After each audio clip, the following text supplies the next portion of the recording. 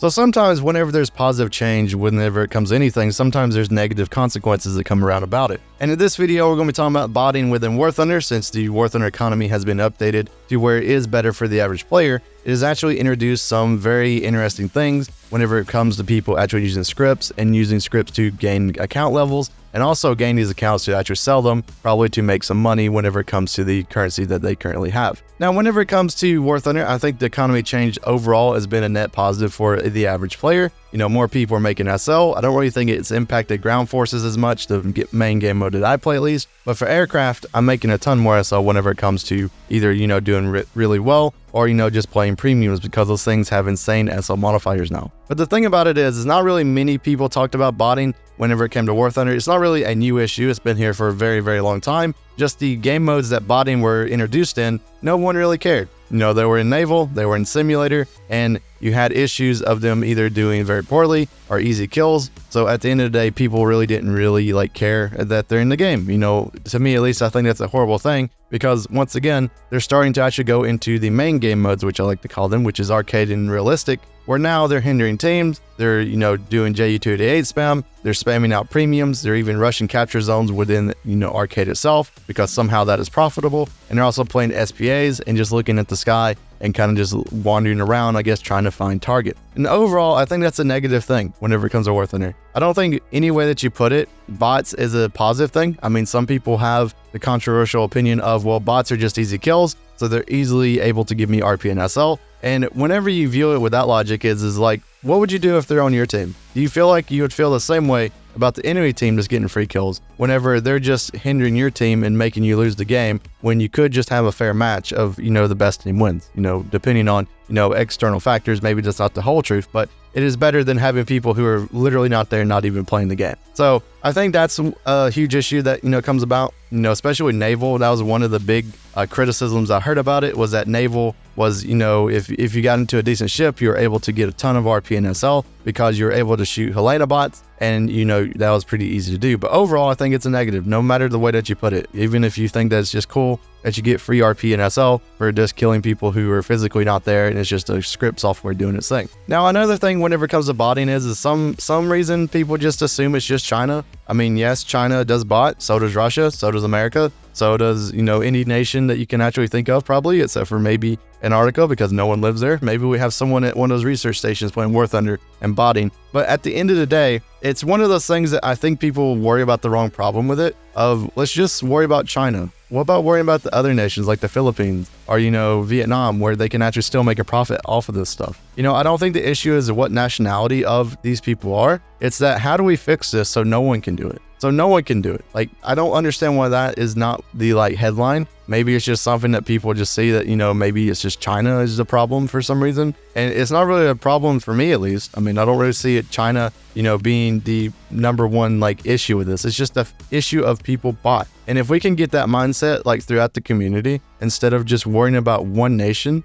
it would be so much better, because then we can actually get, you know, progress towards fixing this issue. But, you know, maybe we will at some point, maybe we won't, but we will have to see. So let's talk about some of the solutions that they can actually introduce to actually stop the botting issue whenever it comes to War Thunder. There's quite a few that you can actually introduce. Some of them are more invasive than others. But first, let's talk about one thing. So if you've ever played Escape from Tarkov, you know they have a CAPTCHA system whenever you're looking at the market. Whenever you're trying to buy stuff, and whenever they think that you're a bot, you'll have to enter it, and you'll have to, you know, prove that you're not a bot. You see this on websites all the time. You know, try to log into like Facebook for something, and let's just say it thinks you're a bot, you'll have to enter a CAPTCHA, and then you'll have to, you know, do that over and over. It's very annoying, actually. I actually don't like them, because, you know, it very much impedes what you're trying to do, especially whenever you're logging in and all that sort of stuff. Now, the thing about it is that whenever it comes to Tarkov, at least, the botting that happens within that game is mainly market-based. Market-based botting is probably one of the easiest things to do. If you didn't know, the War Thunder market is botted. It's heavily botted. It's been very botted for a very long time. I completely disagreed whenever they made the decision to actually make people anonymous whenever it comes to buying sort of stuff like that. Because whenever I would sell stuff on the Gaijin market, even at a markup, I would see accounts over and over that would automatically buy it within, you know, a couple seconds of the item actually going up, and it was the same account. So there were people actually using bots whenever it came to that. But now since people can actually use the anonymous filter, you can actually never see if those people are actual bots to actually report them. But market botting is probably one of the easiest things to do whenever it comes to that. For War Thunder's case though, you're actually having people bot the whole entire game. So you're having people bot, J2, G8s, you're having people bot arcade by just rushing capture points with premiums, you have the Harrier bots, and the thing about it is that it has to kind of be more invasive because let's think about it in this way. If like you go into a game, the AI system or whatever they put in thinks you're a bot, you're gonna have to enter a capture pretty much every other game that you play. So would that be very fun to do? I don't think so.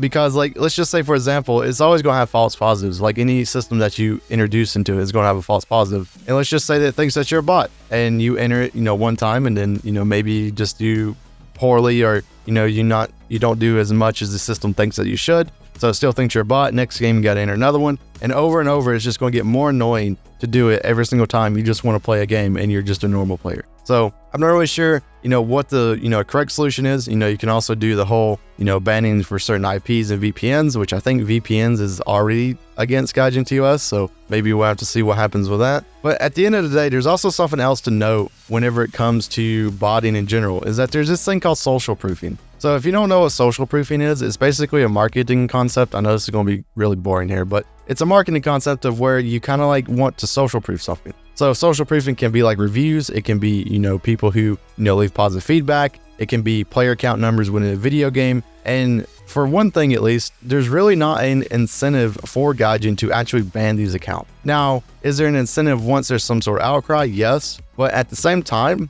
these accounts are basically social proofing the game. They're making the player counts go up. They're buying premiums. They're adding, different sort of things through the game. Now, I don't think it's a good thing because once again, they're ruining games whenever it comes to botting, whenever it comes to making teams very uneven. And I don't think it's a good thing. But at the end of the day, whenever you look at it from a macros perspective, it's actually making the player numbers go up. So why would you as a company care unless, the people who play your game care? Now, I feel like that's going to be one of the biggest things is that people are going to have to make a big stink about it or nothing would never be done because there's accounts right now that have played the J2J for thousands and thousands of games. Helena bought thousands and thousands of games and they never get banned. I mean, you play thousands of games and you're doing very poorly. You have maybe like 10 kills and, 3,000 deaths. There's something a little bit fishy with that. And I don't know why there can't be a system introduced that kind of like flags those accounts, maybe puts them under quarantine. And, if they're actual bot accounts, actually get rid of them. But like I said, at the end of the day, it's up to Gaijin if they want to actually remove these accounts because it does, improve the game at a macro stance, but not at a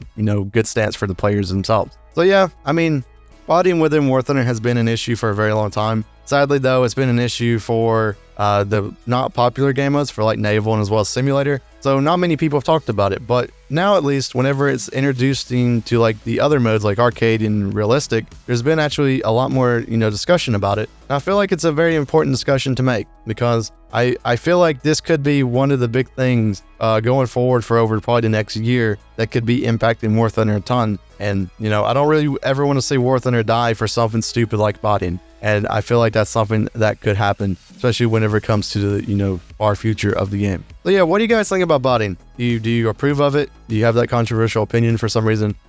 Do you think it's an issue? Do you think that you should, be able to report these bots differently than like, actually reporting somebody for, doing, stuff? I mean, I'm not really sure what the solution is. I kind of want to see what Gaijin's whole take on it is. So far, they've not really cared, at least in my opinion. They've, let these bots, at least in Naval and as well as Simulator, just run around the place and, do a lot of things. But yeah, hopefully all of you guys have a wonderful day. Hopefully you all had a wonderful holiday if you're in the US. And I will see you guys in the next War Thunder video.